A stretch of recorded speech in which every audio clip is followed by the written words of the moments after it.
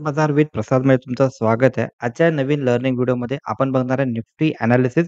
निफ्टीमध्ये अपकमिंग वीकसाठी कशाप्रकारे परफॉर्मन्स करू शकतो. सोबतच सोमवारच्या सेशनमध्ये मार्केटमध्ये आपण कशाप्रकारे ट्रेड प्लॅन करू शकतो. व्हिडिओ ओन्ली फॉर एज्युकेशन पर्पजसाठी आहे. तर चला आता आपण स्टार्ट करू सगळ्या गोष्टी.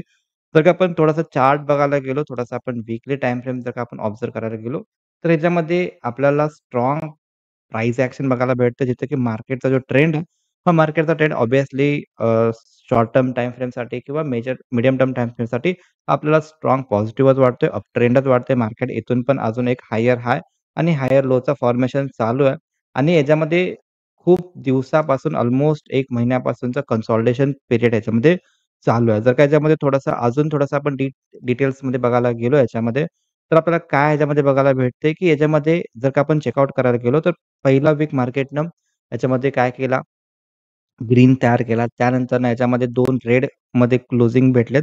त्यानंतर परत एक ग्रीन बघायला भेटला. परत एक रेड बघायला भेटला आणि आता ग्रीन बघायला भेटतोय. तर याचे अल्टरनेट कॉम्बिनेशन चालू आहे.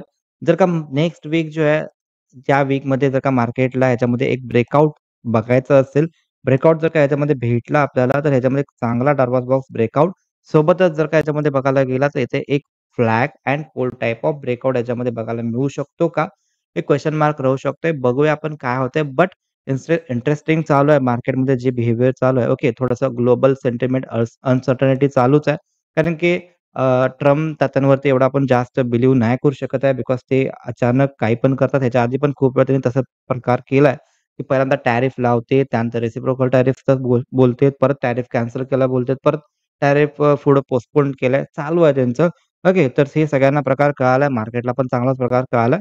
त्याच्यामुळे त्यांच्या स्टेटमेंटवरती किती बिलीव्ह ठेवायचा आणि किती नाही ठेवायचं हे थोडंसं आपल्याला विचार करायला लागू शकते. ओके. जर का आपण थोडंसं थोडक्यात जर का आपण बघायला गेलो याच्यामध्ये, तर लास्ट टाईमला पण थोडंसं आपण चेकआउट करूया जिथं मार्केट साइडवेज जास्त दिवस गेला होता. ऑलमोस्ट ह्याच्यामध्ये पण मार्केट मार्च महिन्यापासून ऑलमोस्ट मे, जूनपर्यंत मार्केट पूर्ण चॉपी राहिला होता. ऑलमोस्ट 1 ते 2 महिना 3 महिन्याच्या आसपास कन्सॉलिडेशन पिरियड गेला होता आणि इथं पण सिमिलर काइंड ऑफ बिहेवियर मार्केटचं चालू आहे. जसं की मार्केटला अनसर्टनिटीमुळं थोडंसं मार्केट कधी स्ट्राँग पॉझिटिव्ह जाते, कधी स्ट्राँग निगेटिव्ह येते. तर ह्या गोष्टी सगळ्या चालू आहेत आणि डेटा पण काय बघायला भेटतो ते पण आपण चेकआउट करणारच आहे. तर वेट करतोय, की ज्या टायमिंगला ही रेंज ब्रेक करेल मार्केट एकतर अपसाइड किंवा डाउनसाइड आपल्याला इंटरेस्टिंग डायरेक्शन बघायला मिळू शकते. जसं की इथं लास्ट टाईमला ऑलमोस्ट 2-3 महिन्याचा ब्रेकआउट कन्सॉलिडेशन पिरियड नंतर इथे आपल्याला ब्रेकआउट बघायला भेटला. त्यानंतरनं एक रिट्रेसमेंट पण आली होती बिकॉज ते इलेक्शनचं न्यूज होती. बट ब्रेकआउट नंतरनं मार्केटमध्ये एक चांगली अपकमिंग रॅली आपल्याला बघायला मिळाली होती.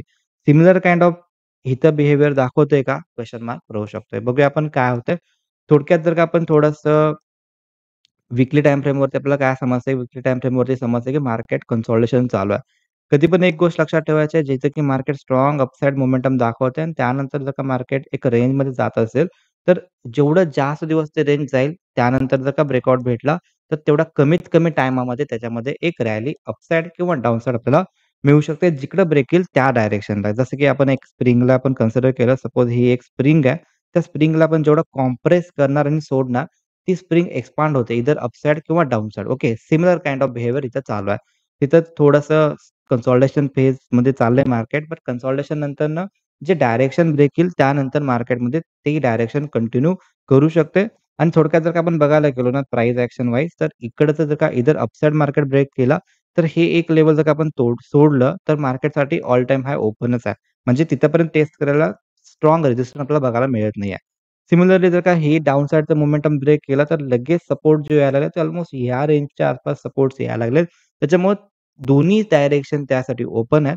थोडक्यात जर का आपण अजून एकदा आपण कन्फर्मेशनसाठी सपोर्ट जरी आपण चेकआउट करायला जरी गेलो, तरी ही वाली जी रेंज आहे, ओके, जिथं मार्केट सपोज हे वाला जर का मार्केटनं एरिया तोडला डाउन साइडचा, तर डायरेक्टली हे एरिया आणि हे एरिया त्याच्यासाठी ओपन झाले डायरेक्टली. 24,000 24,000चा एक सायकॉलॉजिकल नंबर आहे आणि त्यानंतरनं 23,900 च्या आसपास ओके. सर एकदा क्रॉस चेक करूया किती नंबर यायला लागलाय. हा वाला जर का आपण बघायला गेलो, तो याला 23,650 च्या आसपास. ओके. मग 23,659 च्या आसपासचं रेंज ओपन राहील आणि जर का अपसाइड जर का आपण बघायला गेलो, तर अपसाइडसाठी पण similar kind of behaviour almost ही जे वाले हाईज आहेत, इथपर्यंत एक्स्पेक्टेशन आहे, की ओपन रेंज भेटते. ओके. थोडंसं मंथली चार्ट पण आपण चेकआउट करूया, कारण की आता लास्टचा जो वीक आहे, हा आपला मंथली वीक आहे आणि मंथलीमध्ये कशाप्रकारे मार्केट दिसतंय, कशाप्रकारे मार्केट परफॉर्मन्स करतंय, तर हे पण आपण त्याच्यावरती थोडंसं बघू शकतो. जर का आपण थोडंसं ओव्हरऑल मार्केटला जर का आपण चेकआउट करायला गेलो, तर ह्या ठिकाणी मार्केट जिथं की लास्ट टाईमला एक रिट्रेसमेंट आली होती. एक स्ट्राँग पुलबॅक ह्याच्यामध्ये बघायला भेटला. त्यानंतरनं हिचा जर का चुकून मंथलीचा जो क्लोजिंग आहे, जर का आपण बघायला गेलो, मंथलीचा क्लोजिंग आपल्याला जर का ग्रीनमध्ये पाहिजे असेल, ओके, अल्मोस्ट ग्रीनमध्ये भेटू शकतोय. बट जर का प्रिव्हियस कॅन्डलच्या हायच्या वरती क्लोजिंग आला म्हणजे 25,116 च्या वरती क्लोजिंग यायला लागला, थोडंसं अजून मार्केटसाठी पॉझिटिव्ह राहू शकतंय. ओके. त्यानंतर आपण जेव्हा डेली टाईम फ्रेमवरती जर का आपण डेली टाईम फ्रेमवरती बघायला गेलो, तर एक न्यूज आली होती ज्यामध्ये ट्रम्प तात्या त्यांची जी न्यूज होती, ती न्यूज अशी होती, की जे त्यांनी असं म्हणले, की जे काही आता वॉर चालू आहे इस्राईल आणि इराण सॉरी इराक नाही. इस्राईल आणि इराणचं जे वॉर चालू आहे, त्याच्यामध्ये सध्या तरी आम्ही मध्ये भाग पडणार नाहीये, असं त्यांचं म्हणणं आहे. पण लगेच परत दुसरी पण न्यूज आली, की जर का गरज पडली, की ते परत इन्व्हॉल्वमेंट दाखवू शकतील. ओके. पण त्याच्यामध्ये परत आणि चायना, रशिया आणि हे 2 मोठे कंट्री पण त्याच्यामध्ये जर का सामील झाले, तर मग मार्केटमध्ये जी अनसर्टेनिटी चालू आहे, त्यामुळेच मार्केटचं हे जे पूर्ण रेंज बाउंड एरिया स्टार्ट आहे ना, हे त्याच्यामुळेच चालू आहे, की लोकांना किंवा इन्व्हेस्टरसाठी क्लिअर सेंटिमेंट नाही आहे. अनसर्टेनिटी ग्लोबलमध्ये चालू आहे. त्याचा इम्पॅक्ट क्रूडवरती, बाकीच्या गोष्टीवरती होतोय आणि त्याचमुळं ह्याच्यामध्ये पण थोडंसं अनसर्टेनिटी आपल्याला बघायला मिळत आहे. जर का आपण थोडंसं ह्याच्यामध्ये डेली टाईम फ्रेम बघायला गेलो, तर डेली टाईम फ्रेमवरती इथून स्ट्राँग मोमेंटम जी आली ती त्याच कारणामुळे आली होती. एक्स्पेक्टेशन ही एक लेव्हल आहे, त्याचे की सप्लाय एरिया यायला लागला. हा लास्ट एरिया जो की 25,200 च्या आसपास यायला. स्ट्राँगेस्ट डिमांड एरिया जो यायला तो यायला लागला 24,000, 450, 454 च्या आसपास. जर का मार्केटनं अपकमिंग डेजसाठी जर का ही रेंज किंवा ही रेंज जे पण रेंज ब्रेक करेल, त्या डायरेक्शनला मोमेंटम आपण कंटिन्यू प्लॅन करू शकतो ॲज पर पोझिशनल ट्रेडसाठी आणि इंट्राडेसाठी कशाप्रकारे काम करायचं ते पण आपण बघणारच आहे. तर ही रेंज खूप इम्पोर्टंट आहे. ज्यावेळी पण ब्रेक करणार आणि सस्टेन राहील अपसाइडला किंवा डाउन साइडला, तिथं आपल्याला एक चांगल्या प्रकारे मोमेंटम बघायला मिळू शकते. आता येऊया आपण इंट्राडेमध्ये. जर का इंट्राडेमध्ये आपण बघायला गेलो, तर लास्ट टाईम मार्केट कशाप्रकारे बिहेवियर दाखवायला लागला. जर का थोडंसं आपण ओव्हरव्ह्यू बघायला गेलो, तर इथं मार्केट थोडंसं साइडवेज परफॉर्मन्स बघायला भेटला. परत साइडवेज परफॉर्मन्स बघायला भेटला. त्यानंतरनं मार्केट थोडंसं याच्यामध्ये मोमेंटम आली होती. परत एक डाउन साइड मोमेंटम, त्यानंतरनं बिग गॅप डाउन, परत एक अपसाइड मोमेंटम, त्यानंतर मोमेंटम, परत साइडवे, परत साइडवे, परत साइडवे, त्यानंतर परत एक मोमेंटम. म्हणजे काय, की 2-3 दिवस मार्केट साइडवेज जातंय, 2-3 दिवस मार्केट डायरेक्शन दाखवते. मार्केटसाठी क्लिअर रेंज नाही. ज्यावेळी मार्केट एका रेंजमध्ये अडकतंय, मोस्टली ह्याच गोष्टी होत असतात, ज्यामध्ये मार्केट साइडवे पण तेवढ्याच स्पीडनं जाते, रेंज डायरेक्शन पण तेवढ्याच स्पीडनं जाते. मग हे जर का आपल्याला साइडवे मार्केट कशाप्रकारे जातंय किंवा डायरेक्शन मार्केट कधी होऊ शकते, तर काही ह्या गोष्टी जर का तुम्हाला लर्निंग करायच्या असतील, ह्या गोष्टी जर का शिकायच्या असतील, त्यासाठी तुम्ही आपला हा जो नंबर आहे, या नंबरला तुम्ही WhatsApp करू शकता आणि शिकून तुम्ही प्रॉपर ट्रेड प्लॅनची जर्नी पण स्टार्ट करू शकता.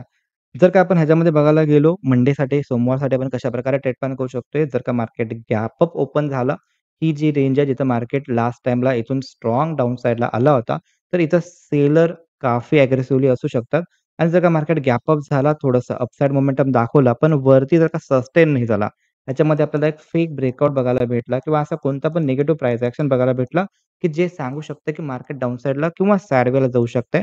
तर त्या कंडिशनला आपण थोडंसं निगेटिव्ह बायस माझा असू शकतोय. त्या कंडिशनला थोडंसं मी निगेटिव्ह साइडचा ट्रेड प्लॅन करायचा विचार करू शकते. बिकॉज ह्याच्यासाठी 2 गोष्टी पण आहेत. जर का आपण थोडंसं सप्लाय एरिया, डिमांड एरियाबद्दल स्टडी करायला गेलो, तर इथं सरळ समजतंय आपल्याला, की इथून लास्ट टाईमला स्ट्राँग डाउन साइड मोमेंटम बघायला मिळाली होती.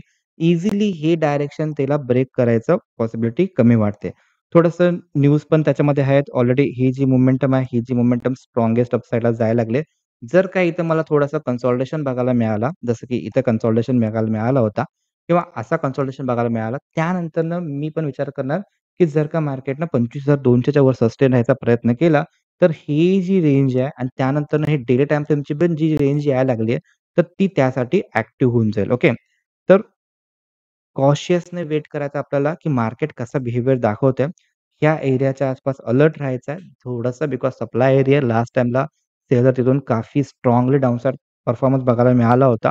त्यानंतर इथं पण जर का आपण बघायला गेलो, तर इथं पण मार्केटनं थोडंसं लास्ट टाईमला ब्रेकआउट दाखवला. त्यानंतर मार्केटनं फुल स्पीडमध्ये डाउन साइड मोमेंटम दाखवलं. चुकून जर का मार्केट ही जी रेंज आहे ह्याच्या खाली जर का डायरेक्टली ओपन झाला, तर थोडंसं निगेटिव्ह टू साइडवे मार्केट राहू शकतंय.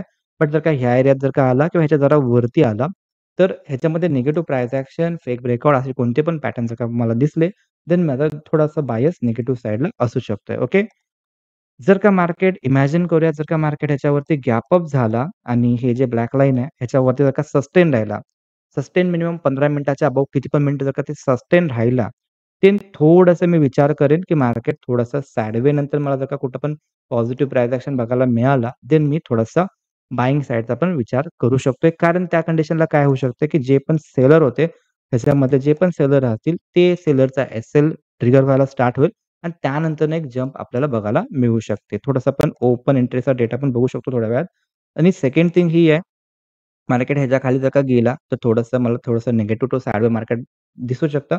त्यानंतर सपोज त्या टाइपमध्ये मी प्लॅन करू शकतो. लास्ट टाईमचा हा एक रेंज आहे, सपोर्ट आहे. हे पण ब्रेक झालं तर मार्केटसाठी थोडंसं क्रिटिकल राहू शकतं. जर का मार्केट ह्या रेंजमध्ये यायचा प्रयत्न केला आणि ह्यामध्ये कुठल्या पण प्रकारे पॉझिटिव्ह प्रायझेक्शन बघायला दिसला, देन थोडासा मी रिव्हर्सलचा प्लॅन करू शकतो किंवा सेकंड थिंग जर का आपण बघायला गेलो, तर इथं लास्ट टाईमला मार्केटनं हॉल्ट केलाय. त्यानंतर जर एक ब्रेकआउट आणि रिट्रेस पण झाला. परत जर का डाउन साइडला आला, तर थोडंसं इथं सपोर्ट घ्यायचा पण विचार करू शकतो. ओके. तर माझं जे रेंज प्लॅन राहील, जिथं मला अव्हॉइड करायचं आहे कंप्लीटली, तर ती ही रेंज आहे, की ह्या रेंजमध्ये जर का मार्केट खुललं किंवा ह्या रेंजमध्ये जर का मार्केट राहिलं, तर थोडंसं वेट अँड वॉचची भूमिका राहू शकते. जर का मार्केट ह्या डायरेक्शनला आला किंवा ह्याच्यावरती किंवा ह्या डायरेक्शनला आला, तर तिथं माझं एंट्री प्लॅन राहू शकतात. सेकंड त्यानंतरनं विचार करेन, जर मार्केट चुकून जर का डायरेक्टली चुकून जर का चांगली काहीतरी पॉझिटिव्ह न्यूज आली, मार्केट एकदम हेवीली गॅप अप झाला, या रेंजमध्ये आला, कुठला पण निगेटिव्ह प्राइस एक्शन दिसला, देन डेफिनेटली ह्याच्यामध्ये थोडासा डाउन साइडचा ट्रेड प्लॅन करायचा विचार करू शकतोय. ओके. आणि जर का चुकून ही रेंज पण ब्रेक झाली, एक्स्पेक्टेशन थोडं कमी आहे, बट ही जर का झाली ब्रेक, देन त्यासाठी एक मार्केट स्ट्राँग पॉझिटिव्ह बायसला राहायचा प्रयत्न दाखवू शकते. कारण की अपर साइड ओपन आहे बिकॉज इथं कोणत्याही प्रकारचे तुम्हाला स्ट्राँग रेझिस्टन्स बघायला मिळत नाहीत किंवा स्ट्राँग सप्लाय एरिया बघायला भेटत नाही. आणि सेकंड थिंग ही आहे, की मोठ्या रेंजनंतर खूप टाईमाच्या ड्युरेशन नंतरनं ते रेंज ब्रेकआउट द्यायला लागले. तर त्या डायरेक्शन प्रमाणे आपण थोडासा विचार करू शकतो. ओके. थोडंसं आपण जर का ह्याच्यामध्ये आलो, ह्याच्यामध्ये डेली टाईम फ्रेमवरती पण आपल्याला तेच गोष्टी शो होत आहेत. जिथे की तुम्हाला मी सांगायचा प्रयत्न करतोय. ह्याच्यामध्ये जर का आपण बघायला गेलो, की हे वाला जे एरिया आहे, चुकून जर का ही रेंज जर का ब्रेक झाली ना, तर हा एक पॅटर्न तयार होतोय.